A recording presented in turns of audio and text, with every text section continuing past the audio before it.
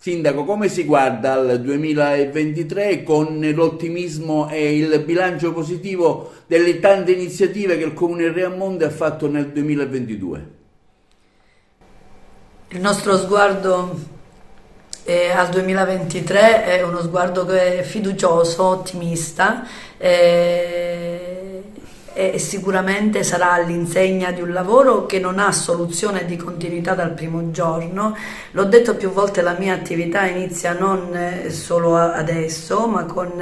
un'amministrazione in cui sono stata assessore, quindi sono per me lì inizio un percorso che ancora sto portando avanti. Certamente oggi, rappresentando il comune nella qualità di sindaco, ho maggiore possibilità, ecco, di dare la mia impronta a questo futuro, ecco, presente, che guarda al futuro con ottimismo, dove, ecco, la bellezza ha un ruolo centrale, intesa come bagaglio di valori, intesa come rettitudine, intesa come cultura, intesa come tutela dell'ambiente, intesa come legalità. Ecco, sotto questo profilo abbiamo fatto tanto, lo abbiamo fatto in un biennio segnato dalla pandemia, in un biennio che quest'ultimo anno, insomma, segnato anche dalle guerre, segnato da una crisi economica che ha veramente messo in ginocchio l'economia di un'intera nazione e non solo. Lo abbiamo fatto con serietà e scrupolo e tutto ciò ci ha portato ad avere risultati importanti, un piano regolatore generale, la definizione della parte demaniale della Scala dei Turchi per 20 anni, un impegno da parte del privato nel contenzioso che ringraziamo, di un trasferimento gratuito della parte oggetto di contenzioso della Scala dei Turchi, una attenta valutazione e studio su un'area di dissesto, Scala dei Turchi, Faro, oggi anche il PAI relativo al perimetro minerario, dove vi è un P4 da decreto presidenziale del 6 maggio 2021, questo per liberare, ecco, dal P4 l'intero territorio e per dare la possibilità all'economia di crescere e a tutto il suo indotto.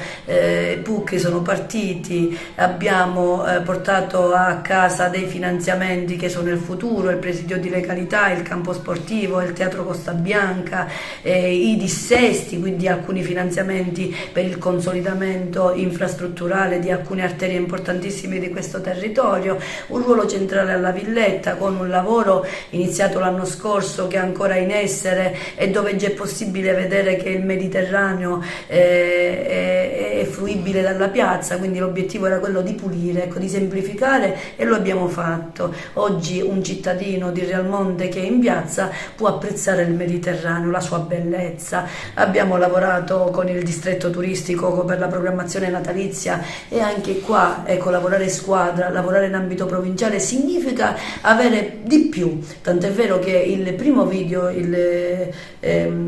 presepe sulla Scala dei Turchi, ha avuto nel giro di pochissime ore 350 e più mila visualizzazioni. Questo per dire che cosa? Che l'occhio è attento su questo territorio della collettività, l'occhio della collettività è attento e ci guardano, ed è bene che questo territorio possa dare questa immagine della Sicilia bella, pulita come la Scala dei Turchi lo è, bianca, candida, dove i ragazzi hanno un ruolo centrale, dove la squadra può fare la differenza tra le istituzioni in primis e con le associazioni e poi, ma anche con tutti i cittadini e con i ragazzi stessi, dove, ecco, un lavoro serio ti porta a gestire anche una situazione emergenziale critica. Abbiamo ottenuto il 95% delle vaccinazioni grazie al fatto che abbiamo raggiunto i fragili disabili da qua. Abbiamo fatto dei presidi vaccinali con l'ASP di Agrigento e tutto ciò ci ha portato ad avere il risultato. Di qua a 360 gradi stiamo facendo tanto, quindi cosa posso io sperare per il futuro? Innanzitutto sono fiduciosa coraggiosa, penso che la bellezza veramente